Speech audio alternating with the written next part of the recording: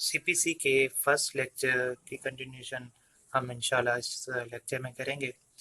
The first schedule याद रखें, order one, parties to suits. अब इसमें रूल वन जो है वो क्या कहता है, हु में बी ज्वाइंड एज प्लेंटिफ्स। जैसे हमने पहले पढ़ा था कि ऑर्डर वन के अंदर क्या क्या चीज़ें हैं, यानी कि रूल्स कौन से हैं, उनके नाम हमने पढ़े थे। आप उन नाम्स को एज इट इज़ याद कर लें तो आपको आगे समझना और पेपर को अटेम्प्ट करना बहुत आसान होगा। अब यहाँ पे ये कह रहा है ऑल पर्सन्स, यानी कि सब लोग जो है वो ज्वाइन कर सकते हैं एक ही सूट को as plaintiff in whom any right to relief in respect of. और यह कह रहा है कि कोई भी किस्म का राइट हो, सब लोगों का कोई भी इंटरेस्ट हो, कोई भी राइट हो, तो वो एज अ प्लेंटिफ एक ही सूट में जो है शामिल हो सकता है। और इसमें आगे ये कहता है सेम एक्ट और ट्रांजेक्शन और सीरीज ऑफ एक्ट्स और transaction is एलिज्ड to exit, whether jointly, severally, or in the alternative, where if such person brought separate suits, any common question of law or fact would arise. अब यहाँ पे ये कह रहा है कि आप ये बात समझ लें कि सब लोग एक ही सूट को ज्वाइन कर सकते हैं एज अ प्लेंटिफ, जिनका उससे उस केस से यानी कि उस यानी कि इल्ज़ाम से या उस प्रॉपर्टी से, उस जगह से जहाँ जिसके ऊपर ये मुकदमा दायर किया जा रहा है, उसमें किसी भी किस्म का इंटरेस्ट शामिल हो तो वो उसमें शामिल हो सकता है। और यानी कि प्लेंटिफ के तौर पर वो शामिल हो सकता है। और ऐसे नहीं हो सकता कि अलग से सूट फाइल किया जाए और यानी कि एक ही नेचर के जो सूट हैं वो डिफरेंटली फाइल किए जाए, इससे कोर्ट का टाइम बहुत ज़्यादा ज़ाया होता है। तो according to order one, rule one, इसमें ये कहा जा रहा है कि तमाम तर लोग उसी सूट में, एक ही सूट में एज अ प्लेंटिफ शामिल हो सकते हैं जिसमें उनका राइट। अभी यहाँ पे एग्जांपल ये होगी कि आप ये समझें कि अगर सूट फाइल किया जा रहा है किसी भी प्लॉट नंबर वन कहाँ पे सिचुएटेड है, किसी भी कॉलोनी में, हाउसिंग सोसाइटी में सिचुएटेड है। अब वहाँ पर हाउस नंबर वन सिचुएटेड है, उस हाउस नंबर वन में कोई ये चाह रहा है कि वो हाउस नंबर वन जो है उसने अपनी यानी कि रास्ता ब्लॉक किया हुआ है, उसने अपनी जो बेंगलो है उसकी सीढ़ियाँ जो हैं वो रोड की तरफ आगे बहुत ज़्यादा बढ़ाई हुई है, जिसकी वजह से रोड ब्लॉक हो रहा है। अब यहाँ पर कॉलोनी का जो हर फर्द है उसका इंटरेस्ट शामिल है। हर कोई ये चाह रहा है कि किसी तरीके से ये स्ट्रेस यानी कि सीढ़ियाँ यहाँ से हटें ताकि हमारा गुजर यहाँ से हो सके।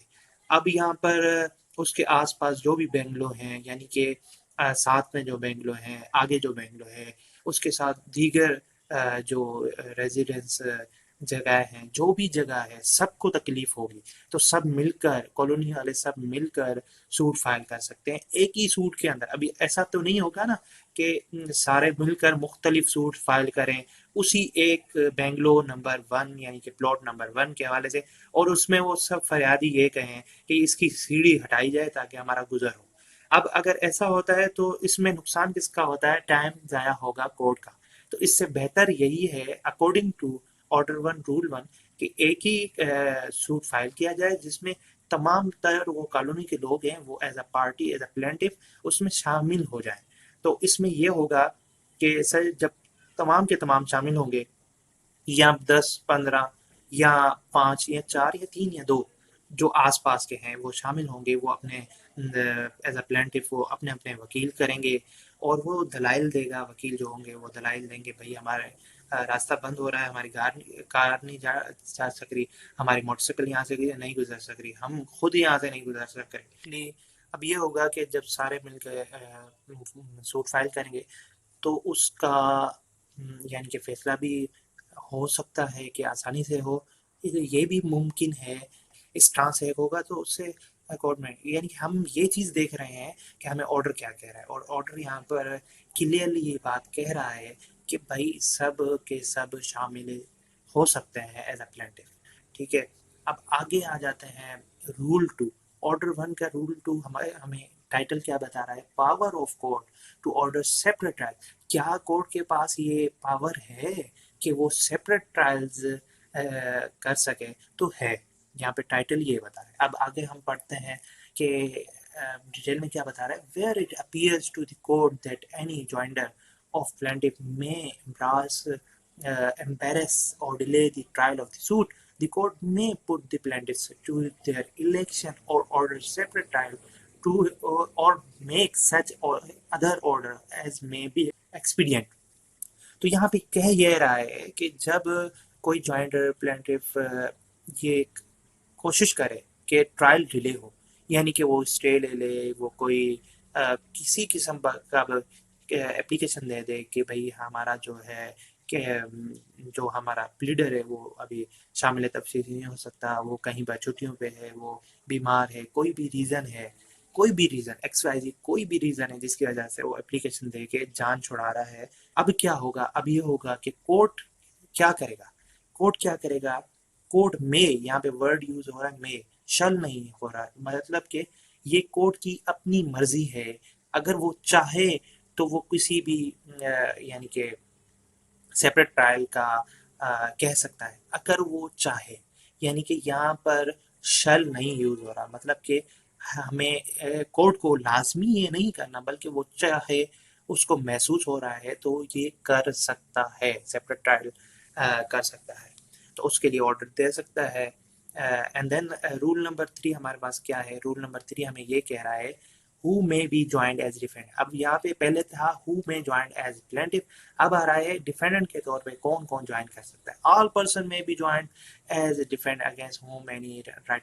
यहाँ वही बात है कि डिफेंडेंट, जब हमने कॉलोनी की बात की कि एक बंदे का सीढ़ियाँ जो हैं घर की वो बाहर निकली हुई हैं, तो रोड पे आ रही है, इंक्रोचमेंट का इशू है, तो उसमें सब कॉलोनी के लोग पार्टी बन सकते हैं एज अ प्लेंटिफ। अब डिफेंडेंट के तौर पर भी सब बन सकते हैं, कैसे? अब वही अगर हम एग्जांपल ले लें कि एक शख्स जो है वो ब्लेम कर रहा है कि भाई इसने हमारा रोड रोका हुआ है। अब डिफेंडेंट के तौर पर सारे कॉलोनी के लोग आ जाते हैं और वो जो है एज अ डिफेंडेंट ज्वाइन कर लेते हैं, तो क्या होगा कि वो सारे गवाही देंगे कि भाई नहीं, झूठ, ये झूठ कह रहा है, ऐसा नहीं है, हम सारे गवाह हैं एज अ विटनेस भी, और सारे उसमें एज अ पार्टी भी ज्वाइन कर सकते हैं कि भाई नहीं, ऐसी बात नहीं है, हमें कोई तकलीफ नहीं है, ये झूठ कह रहा है। ऐसी कोई भी पब्लिक पार्क है उसमें जो है कोई भी रोका हुआ है, पार्क को यूज नहीं करने दिया जा रहा, तो उसके खिलाफ भी ऐसा केस दायर हो जा सकता है, जिसको डिफेंड जो है कॉलोनी खुद कर सकती है। कैसे? अगर एक जगह मुख्तस है पार्क के लिए, वहां पे कोई कम्युनिटी सेंटर बनाने की कोशिश कर रहा है या कब्जा करने की कोशिश कर रहा है, तो सारे उसको जवाब एज अ जवाब दे वो सारे उसमें पार्टी के तौर पर शामिल हो सकते हैं, तो इसमें कोई किसी किस्म की रुकावट नहीं है। अब यहाँ पे आगे बात कर रहा है whether jointly several alternative separate suits were brought against such person, any common caution हो। यहाँ पे वही बात हो रही है जो पहले की गई हमने प्लेंटिफ में। तो इसमें आप रूल को याद रखें कि रूल नंबर 3 जो है वो इंगेज कर रहा है जॉइंट एज डिफेंडेंट।